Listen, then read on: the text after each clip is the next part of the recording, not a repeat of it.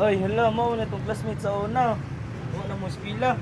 La, eskwela nagbalik ko, iluwi na ni mo eh. Due to the poverty, some students can able to attend in school. Some families are lacking financial support for their children.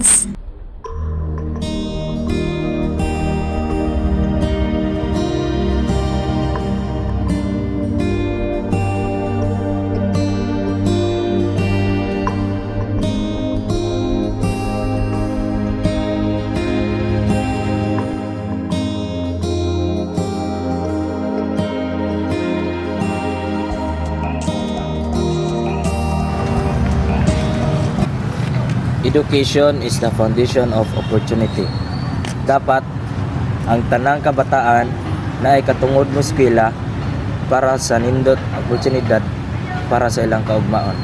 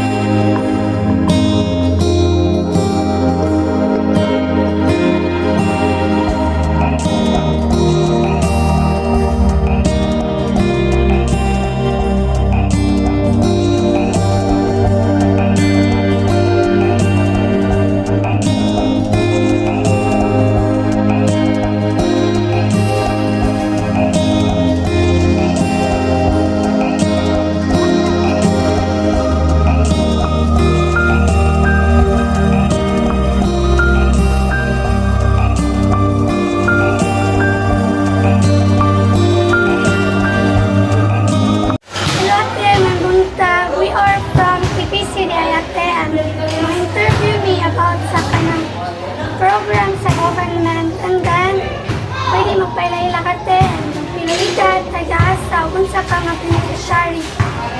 Ako di ay si Silvano Opiana. Ako edad 52 years old, taga Barangay San Pedro. Ako di ay beneficiary ko sa pagtawid pagtawid. So, ito yung manager yung kadawang na pangutana na pila nakatuwig na beneficiary ka sa purpose. Nagsugod ni ani ka ng 2011. So, 14 years na. Kalos na ka na member sa purpose. 2011. 2011.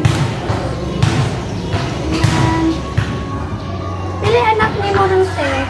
Hello. Hello? Kasi nang mag-grado sa mo anak. Ako ka magwangan grade 11 na siya. Ako grade 10. Ako ikatulog grade 6. Mga kanta na eh. Dayon, as a beneficiary sa purpose, kung sa'yo natapang sa inyo at ang nga program, sinatapang. At ako dyan mataba ang pantawid dahil kay labi na sa pag-eskwela. Para mo sa eskwela ng mga bata. Naka ika-gasto na ikatampo nila. Labi na sa ilang pag-eskwela ng mga pag-eskwela. Ang kuhaan ko daan na ang nakaikabado ni baybanin sa mga bata. Usa dyan na nga nakatabang sa pantawid. And then, wala na ilaintay ka ng mga tahay o unsay tahay te o magkalisod sa mo, inana. Unsa naman ay kuhaan te? Sa kuhaan. Ang amua diri kay nama mi sa panag na may mga panagat din natin mga trabahan. So naman pwede sila magpasamo na magpatuod sila ng anak. Nakagdos mo na ang buo. So wala pa ang pagtawid. Manikamo sa tubig na ang igasugot. Pero, ikaw te, happy lagi ka, hanapin ka ng program. Oh, happy ko pero ginga namin ni ma'am kay sa kami nga set 5.